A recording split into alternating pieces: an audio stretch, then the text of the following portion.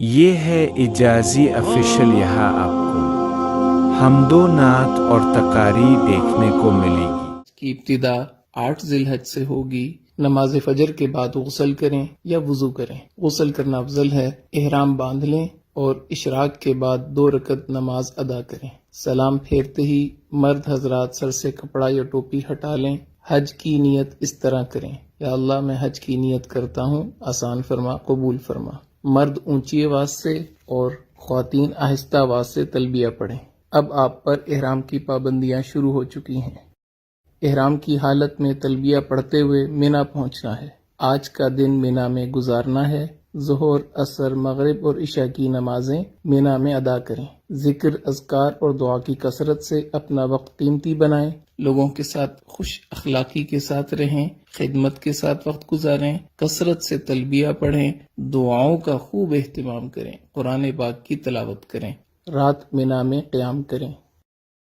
حج کا دوسرا دن 9 ذی الحج، آپ صبح اشراق کے بعد عرفات کی طرف سفر شروع کریں گے۔ عرفات میں پہنچ کر زوال کے بعد ظہر اور عصر کی نماز اگر امام کے ساتھ مسجد نمرہ میں پڑھی تو اکٹھی ادا کریں گے۔ اگر اپنے خیموں میں ہیں تو ظہر اپنے وقت میں، عصر اپنے وقت میں ادا کریں گے، اور درمیان میں آپ نے زوال کے بعد نماز کی ادائیگی کے بعد دعا مانگنی ہے۔ یہ ہے وقوف عرفہ، حج کا دوسرا فرض۔ 9 ذی الحج کو یہی عمل ہوگا۔ مغرب تک عرفات میں قیام کریں۔ مغرب کے بعد، مغرب سے پہلے نہیں آنا، مغرب کے بعد آپ مزدلفہ کی طرف آ جائیں گے۔ مزدلفہ میں عشاء کے وقت مغرب اور عشاء کی نماز ایک اذان اور ایک اقامت کے ساتھ ادا کرنی ہے۔ اس کے بعد آپ 70 کنکریاں اکٹھی کر کے اپنے پاس رکھیں۔ اب آپ نے رات وہاں قیام کرنا ہے۔ 10 ذی الحج، حج کا تیسرا دن، اور آپ اس وقت مزدلفہ کے میدان میں ہیں۔ فجر کی نماز ادا کرنے کے بعد وقوف مزدلفہ یعنی مزدلفہ کے میدان میں کھڑے ہو کے دعا مانگنا، یہ حج کا پہلا واجب ہے۔ اس کے بعد آپ جب سورج تھوڑا طلوع ہو جائے تو رمی کے لیے مینا کی طرف چلیں گے۔ یاد رکھ لیں 10 ذی الحج، آج آپ نے 5 واجب پورے کرنے ہیں، ایک فرض کی آخری ادائیگی کرنی ہے۔ پہلا واجب وقوف مزدلفہ ادا ہو گیا۔ دوسرے واجب کی طرف آپ جا رہے ہیں، شیطان کو پتھر مارنے۔ مینا میں آج صرف بڑے جمرہ کو 7 کنکریاں مارنی ہیں۔ اس کے بعد آپ قربانی کا جانور ذبح کریں، یہ تیسرا واجب پورا ہو گیا۔ اس کے بعد آپ اپنے سر کے بال منڈوا لیں، یہ چوتھا واجب پورا ہو گیا۔ اب آپ احرام کھول سکتے ہیں اور عام لباس پہن سکتے ہیں۔ اس کے بعد آپ طواف زیارت کے لیے مکہ مکرمہ بیت اللہ کی طرف سفر شروع کریں۔ بیت اللہ پہنچ کر طواف کریں، یہ آپ کا طواف زیارت ہے۔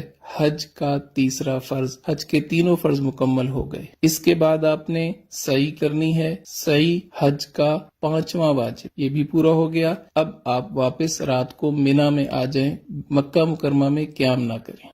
11 ذی الحج، حج کا چوتھا دن، مینا میں زوال کے بعد، بہتر یہ ہے کہ عصر کے بعد، تینوں جمرات کی طرف جانا ہے۔ پہلے چھوٹے جمرہ کو 7 کنکریاں مارنی ہیں اور دعا کرنی ہے۔ پھر درمیانے جمرہ کو 7 کنکریاں مارنی ہیں اور دعا کرنی ہے۔ پھر بڑے جمرہ کو 7 کنکریاں مارنی ہیں۔ اب دعا نہیں کرنی اور واپس اپنے خیمے آ جانا ہے۔ رات مینا میں قیام کریں، دعاؤں میں مشغول رہیں۔ حج کا 5واں دن، 12 ذی الحج، مینا میں زوال کے بعد تینوں جمرات کی طرف جانا ہے۔ پہلے چھوٹے جمرہ کو 7 کنکریاں مارنی ہیں اور دعا کرنی ہے۔ پھر درمیانے جمرہ کو 7 کنکریاں مارنی ہیں اور دعا کرنی ہے۔ پھر بڑے جمرہ کو 7 کنکریاں مارنی ہیں اور دعا نہیں کرنی۔